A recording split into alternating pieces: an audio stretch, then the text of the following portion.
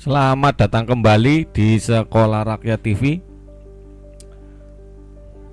Video kali ini saya akan coba sharing mengenai pengertian pokok Pancasila. Nah, ini saya coba sharing mengenai para pejuang PNS-an ya. Saya belum berani nge-share file ini dalam arti ke Google Drive di deskripsi karena saya juga mendapatkan dari teman saya, mudah-mudahan ini bermanfaat.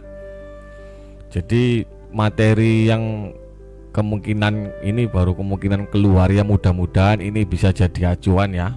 Yang pertama mengenai arti kata dan asal-usul istilah Pancasila. Nah, kalau kamu bingung mengenai Pancasila ya paling gampangnya 5 dasar. Nah, seperti itu.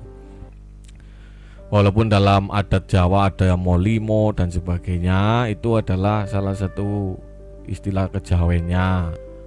Yang resmi adalah tanggal 29 Mei sampai 1 Juni 1945 itu adalah sidang pertama BPUPKI. Nah, di sini terminologinya Pancasila dari terminologi itu adalah larangan membunuh, mencuri, berzina, minum, dan berdusta. Ini seperti kalau di falsafah Jawa kan ada yang namanya molimo.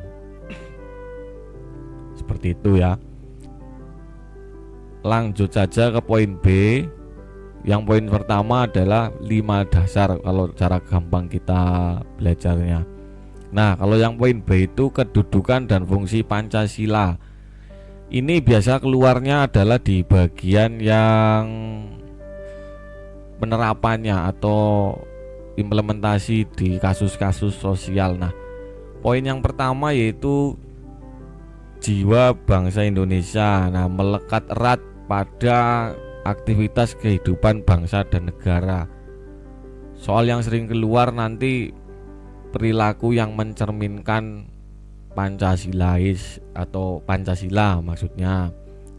Lalu kepribadian bangsa, nanti ini soalnya pun berikut ini merupakan contoh fungsi Pancasila sebagai kepribadian. Nah, ini adalah terkait dengan sikap mental, tingkah laku, dan perbuatan yang menjadi ciri khas yang berkaitan dengan Pancasila. Kemungkinan akan disajikan contoh-contoh peristiwa yang akan menjadi ciri khas kepribadian warga Indonesia. Nah, seperti itu. Lalu yang poin ketiga ada pandangan hidup bangsa Indonesia. Dari namanya saja sudah jelas pandangan hidup bangsa Indonesia berarti sebagai penunjuk, penuntun, pegangan sikap. Nah, sementara kalau falsafah diyakini memiliki kebenaran. Nah, ini kaitannya dengan nilai universal. Mana yang baik dan buruk, mana yang benar dan tidak benar. Nah, lalu juga ada istilah filosofis Grundslag. Ini juga merupakan pandangan hidup. Jadi nanti sebagai kalau pandangan hidup berarti kita sebenarnya lebih gampangnya arah menuntun ke jalan yang benar sesuai dengan 5 sila atau dasar yang tadi saya jelaskan. Lalu ada perjanjian luhur rakyat Indonesia yang dalam hal ini diwakili oleh para pejuang yang tergabung dalam BPUPKI dan panitia 9, ada panitia 8 sebagai wujud atau manifestasi perwakilan seluruh rakyat. Lalu juga Pancasila sebagai cita-cita dan tujuan bangsa Indonesia. Ini namanya juga cita-cita, berarti tujuannya adalah masyarakat yang adil dan makmur. Nah, lalu yang paling penting ini sumber dari segala sumber hukum. Nah, ini dasarnya adalah TAP MPRS nomor 20 tahun 1966.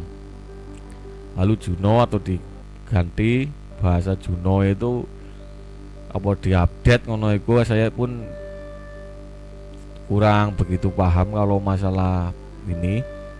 Yang jelas ini di Juno tahun MPR nomor 5 tahun 1973 dan TAP MPR nomor 9 tahun 78. Tapi yang pertama adalah TAP MPR nomor 20 tahun 66.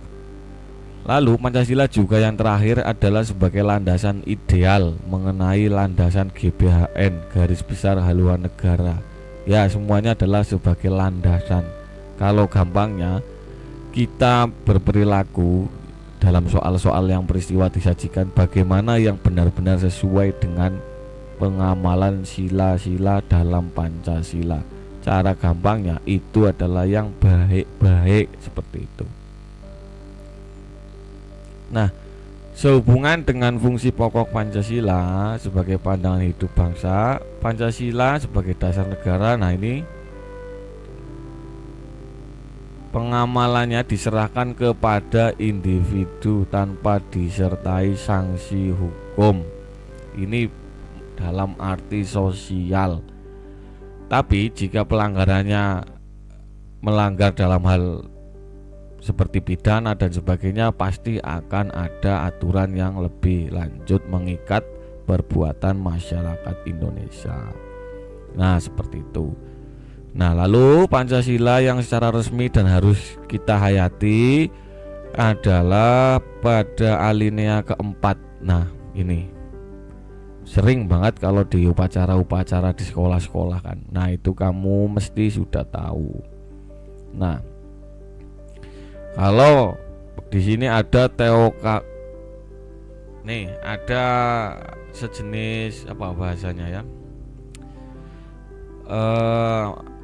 anomali ya. Kalau teokrasi absolut itu teokrasi berkaitan dengan sila pertama. Apabila Pancasila itu sila pertama tok yang mendominasi disebutnya teokrasi absolut. Kosmopolitanisme adalah paham tidak mengakui adanya negara nasional. Nah, ini chauvinisme dan nasionalisme yang berlebihan. Lalu ada liberalisme, ini menjunjung hak-hak individu yang berlebihan.